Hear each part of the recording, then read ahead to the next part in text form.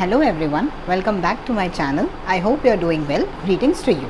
So this is a very interesting series that we are going to start from Sundays. Okay, are you even aware? Okay, so the topic for today is Global Hunger Index. Before starting this topic, let's talk about hunger. What is hunger actually? In hunger we considered three most important things that with which we can say that yeah, the person is hungry. Okay, first point is food deprivation. What it stands for? Deprivation means कमी. Okay, so किसी भी चीज़ की कमी, basically not the deficiency, food की कमी. In my house, suppose ठीक है, I am not having food, so that is what is food deprivation all about. Okay, so this definition of hunger is given by FAO of United Nations. Okay, next point is undernutrition. Undernutrition talks about, undernutrition means the deficiency. Okay, means like I am having diet but I am not having proper proteins, proper minerals, proper vitamins in my diet, then I considered as undernutrition. Okay, then malnutrition considered both the things, undernourishment as well, overnourishment as well. Sometimes some people's like they were doing suppose office work, okay, and they were at home, okay, like work from home is going on right now, so but they were having more food, but वो उनको requirement नहीं है according to their work, according to their body, वो इतनी calorie की requirement नहीं है, but वो over ले रहे हैं, ठीक है, और and the undernourishment is also come under this category. So this is a broader term, malnutrition. Okay, so these three forms hunger. Clear? So हमने हंगर डिस्कस कर लिया. अब हम देखते हैं ग्लोबल हंगर इंडेक्स है क्या. बेसिकली ये एक तरीके का टूल है जिसको डिज़ाइन किया गया है कॉम्प्रिहेंसिवली, मतलब वास्ट वे में मेजर करने के लिए हंगर ट्रैक करने के लिए, ठीक है, हंगर को ट्रैक करने के लिए इस टूल को डिज़ाइन किया गया है ग्लोबली, ग्लोबल लेवल पे भी, रीजनल लेवल पे भी एंड नेशनल लेवल पे भी. Okay, next point, it is prepared by European NGOs of Concern Worldwide. सो ये आपको बहुत इंपॉर्टेंट है, याद रखना है कि ग्लोबल हंगर इंडेक्स कौन रिलीज करता है. So it is Concern Worldwide and Welthungerhilfe. इसको हम रीड करेंगे, वेल्थ हंगर हाई लाइफ. ये दोनों मिलके इसको प्रॉपरली क्या करते हैं, एनालाइज करते हैं एंड देन पब्लिश करते हैं. Okay, next, it is calculated annually. Annually ये कैलकुलेट होता है, एवरी ईयर रिलीज होती है report in the month of October. Okay, because this October month is going on and this report of 2021 is recently released. That's why we are discussing this topic. Okay, so this is actually very important. Every year in the month of October ये report release होती है. ये question भी आ सकता है paper में. And ये start कब हुई थी? अब आपके माइंड में क्वेश्चन आएगा कि 2021 की रिपोर्ट तो आ गई, बट फर्स्ट रिपोर्ट कब आई थी? फर्स्ट रिपोर्ट आई थी इन 2006. ओके, 2006 में फर्स्ट रिपोर्ट आई थी. ओके, अब हम आगे देखते हैं. सो अब हम देखते हैं कि हम इसको कैलकुलेट कैसे करते हैं. Alright, so calculation of GHI scores, इसको हम शॉर्ट में GHI भी बोल सकते हैं, global hunger index. Clear? So the first thing that we use is we measure between a scale. हमने पॉइंटर्स रखे हैं from 0 to 100. Clear? 0 means no hunger. In that particular country there is no hunger, no person sleeps hungry. Right? Next point is 100. 100 means क्या है? Worst, मतलब 100% population is facing hunger crisis. Okay, they are not able to grab nutritious balance diet food.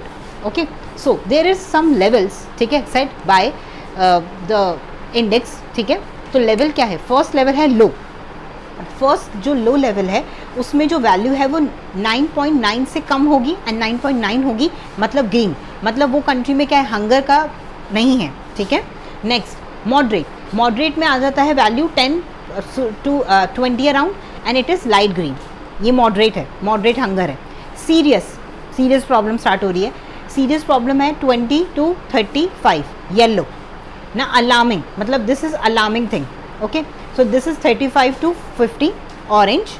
Extremely serious, मतलब यहाँ पर जो condition है वो extremely worst है, डिवास्टेटिंग है, वो 50 and 50 से ज़्यादा. क्लियर?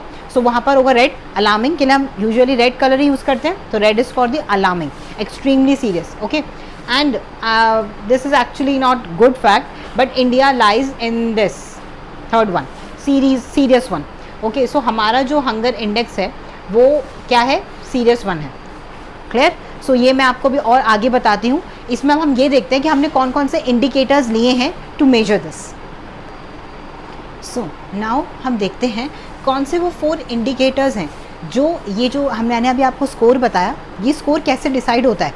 इन 4 इंडिकेटर्स के बेसिस पे डिसाइड होता है कि कौन सी कंट्री को कौन से लेवल में हमें रखना है। क्लियर? सो फर्स्ट है अंडर नरिशमेंट। अंडर नरिशमेंट मैंने आपको पहले भी बताया था, मीन्स डेफिशिएंसीज, प्रोटीन डेफिशिएंसीज है, कंट्री में ज़्यादा विटामिन डेफिशिएंसीज है, मिनरल डेफिशिएंसीज है। ठीक है, इन सब से पता चलता है कि कंट्री में कितनी अंडर नरिशमेंट है। क्लियर? नेक्स्ट है चाइल्ड वेस्टेज। अब यहाँ पर आपको 2 बहुत सिमिलर टर्म्स दिख रही हैं, child wastage and the other term is child stunting. Okay, child mortality तो पता है, वो हम देख लेंगे, पर इन दोनों टर्म्स में आपको बहुत बार कन्फ्यूजन हो सकती है। सो मैं अभी कोशिश करूँगी आपकी कन्फ्यूजन दूर करने की। क्लियर? सो चाइल्ड वेस्टेज में का मतलब एक्चुअली में क्या होता है कि बिलो 5 ईयर का बच्चा है। क्लियर? बिलो 5 ईयर का बच्चा है और उसमें क्या है कि ना, ड्यू टू अंडर नरिशमेंट उसमें क्या हो गई है, एक्यूट अंडर नरिशमेंट हो गई है। एक्यूट वर्ड का मीनिंग है कि उसको ठीक अभी किया जा सकता है, वो अभी एक्यूट लेवल पे है।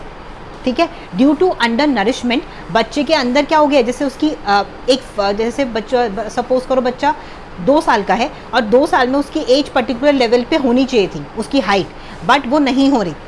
That is what child wastage. अगर जो उसका नरिशमेंट लेवल है वो क्या है, एक्यूट है, मतलब उसको अभी क्योर किया जा सकता है। चाइल्ड स्टंटिंग में क्या हो गया, अब वो परमानेंट हो गई, जो उसकी हाइट थी ना ड्यू टू अंडर नरिशमेंट वो परमानेंट हो गई। सो नाउ हम देखते हैं ग्लोबल हंगर इंडेक्स, जो 4 कंपोनेंट्स हैं जिनको यूज़ करके, 4 इंडिकेटर्स जिनको यूज़ करके जो हमने लेवल अभी रीड किया, ग्रीन लेवल, येलो लेवल, है ना, सीरियस लेवल, ये सब क्या थे, ये लेवल से। इन लेवल में कैटेगराइज करने के लिए 4 इंडिकेटर्स हैं जिनका ग्लोबल हंगर इंडेक्स यूज़ करती है। ओके, सो फर्स्ट पॉइंटर है हमारे पास undernourishment. Undernourishment basically क्या होता है, मैंने अभी बताया था, deficiency, protein deficiency, vitamin deficiency, mineral deficiency, calcium deficiency, ये सब किस में आता है, अंडर नरिशमेंट में आता है। क्लियर? नेक्स्ट देखते हैं हम चाइल्ड वेस्टेज। चाइल्ड वेस्टेज होता है बेसिकली कि बच्चा 5 ईयर का है, 5 ईयर एंड 5 ईयर से कम की एज का बच्चा है, एंड उसकी हाइट, मतलब एक 4 साल के बच्चे की हाइट सर्टेन होनी चाहिए थी, बट उसकी हाइट उतनी नहीं है। वो किस रीज़न की वजह से है, अंडर नरिशमेंट ही होगा रीज़न। बट अगर अंडर नरिशमेंट अभी एक्यूट स्टेज पे है, अभी वो क्योर हो सकती है, तो उसको हम क्या बोलेंगे, चाइल्ड वेस्टेज। बट अगर वो अंडर नरिशमेंट चलती जा रही है, बहुत ईयर हो गए, चलती जा रही है, उसको क्योर नहीं किया तो वो किस में कन्वर्ट हो जाएगी, चाइल्ड स्टंटिंग में। अब उस बच्चे की हाइट वहीं पर रुक जाएगी, क्योंकि उसको पूरा पोषण, नरिशमेंट कहते हैं ना पोषण, अगर उसको पूरा पोषण नहीं मिला तो तब हम उसको किस में कन्वर्ट हो गई, क्रॉनिक अंडर नरिशमेंट हो गई। अब जब भी कोई डिसीज़ क्रॉनिक हो जाती है तो उसका जो क्योर है वो नहीं होता, एक्यूट में होता है, क्रॉनिक लेवल पे क्योर होना बहुत मुश्किल है। क्लियर? तो अब आई होप आपको चाइल्ड वेस्टेज और चाइल्ड स्टंटिंग में जो डिफरेंस है वो क्लियर हो गया होगा, राइट? नेक्स्ट है हमारे पास चाइल्ड मोर्टेलिटी। चाइल्ड मोर्टेलिटी में बेसिकली मीन्स क्या होता है, mortality means death. Child death कितनी हो रही है बिलो 5 ईयर, ये हमें पता करने के लिए हम किसका यूज़ करेंगे, चाइल्ड मोर्टेलिटी का। तो इन चारों इंडिकेटर्स का यूज़ करके जो वो लेवल है उसमें ग्लोबल हंगर इंडेक्स हर कंट्री को बाइफरकेट करती है। सो आई एम श्योर नाउ आपके माइंड में क्वेश्चन आया होगा कि मैंने आपको बताया कि इतना वास्ट डाटा कलेक्ट करना है, ओके, एंड उसको पब्लिश करना है, उसका पूरी कैलकुलेशन करनी है, उसका पूरा एनालिसिस करना है, तो वो जो डाटा है वो हमें कहाँ से मिल रहा है। हमने लेवल डिसाइड कर लिया, हमने इंडिकेटर्स की बेसिस पे देख लिया लेवल को, कौन सी कंट्री को किस लेवल के अंदर हमें डालना है, ये भी ठीक है, बट वो सोर्सेज कौन से हैं जिनसे हमें एक्चुअली में ये रिपोर्ट बनाने के लिए कंटेंट मिलेगा या डाटा मिलेगा, वो कौन से सोर्सेज हैं वो हम देखते हैं। जैसे अंडर नरिशमेंट का अगर जब ग्लोबल हंगर इंडेक्स को चाहिए होता है तो वो कहाँ से लेती है, FAO से लेती है। क्लियर? जब चाइल्ड मोर्टेलिटी की बात होती है तो UN के जो IGME है वहाँ का जो डिपार्टमेंट है उनसे लिस्ट चली जाती है। Clear? Child wasting and child stunting के बाद जो दोनों चीज़ें हैं वो मिल जाती हैं उन्हें यूनिसेफ से, WHO से एंड वर्ल्ड बैंक से। ओके, सो ये हो गया, हमें सोर्सेज पता चल गए कि कौन कौन से सोर्सेज हैं जो हमें अलग अलग रिपोर्ट प्रोवाइड कराते हैं। ये एक्चुअली क्वेश्चन भी बन सकता है, तो आप इसको याद कर लेना। ओके, अब हम कंपेयर करते हैं इंडिया को 2020 में इंडिया का क्या लिस्ट में क्या रैंकिंग थी एंड 2021 में इंडिया की क्या रैंकिंग है। तो अब ध्यान से देखो, 2020 में टोटल कंट्रीज कम थी, 107 थी एंड इंडिया की रैंक 94 थी। 2021 में कंट्रीज बढ़ गई बट इंडिया की रैंक भी बढ़ गई। रैंक बढ़ने का मतलब क्या है, वर्स नीचे चली गई। तो दोनों ही केस में इंडिया अभी भी कौन सी कैटेगरी में लाई कर रही है, सीरियस वाली कैटेगरी में लाई कर रही है। तो हमारी कंट्री में ये जो हंगर की जो प्रॉब्लम है ये कौन से लेवल पे, सीरियस लेवल पे है। तो इसका प्रॉपर ध्यान रखना, प्रॉपर ठीक करना इसको एक्चुअली में बहुत ज़्यादा इम्पॉर्टेंट है, राइट। सो ये हमने देख लिया। अब इसके बाद आई होप आपको ये सब कुछ क्लियर हो गया होगा, इंडिया की क्या रैंकिंग आई है, ठीक है। हमने ग्लोबल हंगर इंडेक्स के बारे में एक्चुअली में देखा कि होता क्या है, हमने सारे इंडिकेटर्स देखे, हमने सारी डायमेंशंस देखी, मैंने आपको लेवल्स बताए। आई होप आपको ये वीडियो इन्फॉर्मेटिव लगा होगा, आपको अच्छा लगा होगा। Thank you so much for watching.